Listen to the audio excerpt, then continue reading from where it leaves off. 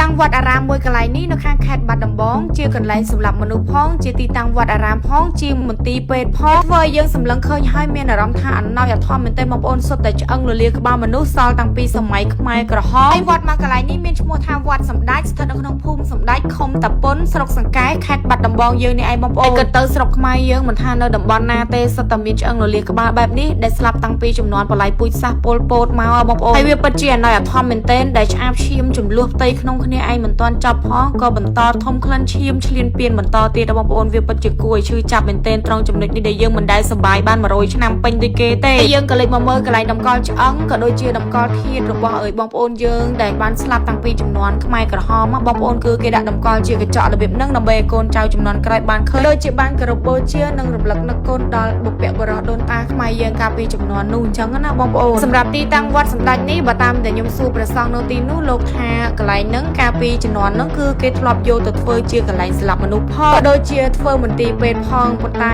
ប្រវត្តិទាំងអស់ហ្នឹងគឺអត់ទាន់ជាក់លាក់ច្បាស់ 100% ទេបងប្អូនហើយចំណែកឆ្អឹងលលាក្បាលនៅក្នុងហ្នឹងមានចំនួនប្រមាណឲ្យប្រកាសក៏ព្រះសង្ឃលោកអត់ទាន់ច្បាស់ដែរតាមដែលខ្ញុំសង្កេតមើលហើយខ្ញុំគិតថាបើសិនជាគេយកទៅធ្វើមន្ទីរពេទ្យអាចប្រហែលជាអ្នកជំងឺស្លាប់ចឹងទៅពេទ្យនៅទីនោះគេស្លាប់នៅតែនឹងកប់នៅតែនឹងចឹងណាបងប្អូនធ្វើឲ្យមនុស្សចំនួននេះពេលដែលកាយដីកសាងអ្វីមួយទៅក៏បានឃើញឆ្អឹងដងកបិតឆ្អឹងដៃឆ្អឹងលលាក្បាលឆ្អឹងធ្មេញអីគ្រប់យ៉ាងយកមកតម្កល់ទុករបៀបនេះដើម្បីគោរពបូជាហើយសម្រាប់សភាពឆ្អឹងលលាក្បាលក៏ដោយបងប្អូនគឺភាគច្រើននៅល្អបាក់បែកមានតែបន្តិចបន្តួចដែរទេបើតាមដែលសន្លឹងមើលទៅការដាក់តាំងឆ្អឹងលលាក្បាលបែបនេះខ្ញុំធ្លាប់តែឃើញនៅមជ្ឈមណ្ឌលបល័យពូជសាសពលពតនៅខាងរាជធានីភ្នំពេញបងប្អូនបន្តតែដឹងថានៅខាងបាត់ដំបងមានរបៀបនឹងដែរទេហើយក៏សង្ឃឹមថារឿងដ៏ឈឺចាប់មួយនេះរឿងដែលបែកបាក់សាមគ្គីផ្ទៃក្នុងមួយនេះកូនខ្មែរយើងនឹងបានចងចាំទុកដើម្បីអភិវឌ្ឍប្រទេសមិនឲ្យមានបញ្ហារបៀបនឹងទៀតតែអ្វីដែលកូនខ្មែរយើងទាំងអស់នៅតែបន្តពិបាកចិត្តនិងបន្តចងចាំនិងបន្តពហិការគឺការឈ្លានពានពីប្រទេសជិតខាងតែបងប្អូននិយាយទៅគេគុំគួនឈ្លានពានយើងពី